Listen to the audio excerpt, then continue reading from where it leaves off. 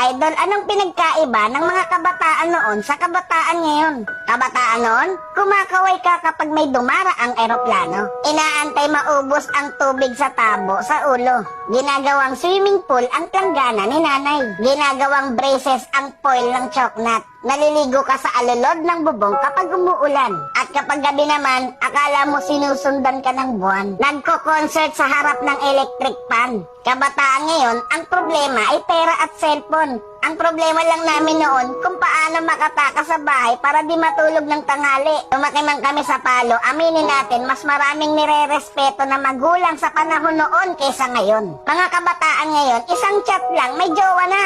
Eh kami noon sa flames lang umaasa. Broken hearted pa pag friends ang resulta. Mga kabataan noon, ang dami ng alam na trabaho. Kesa sa kabataan ngayon, tamad na, puro pa gadgets, di pa mautusan. Minsan nagiging ibon, minsan nagiging paniki. Wait lang. Batako.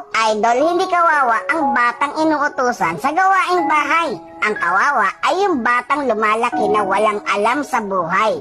Yung nakaranas lang ang pupuso nito. Real talk yan.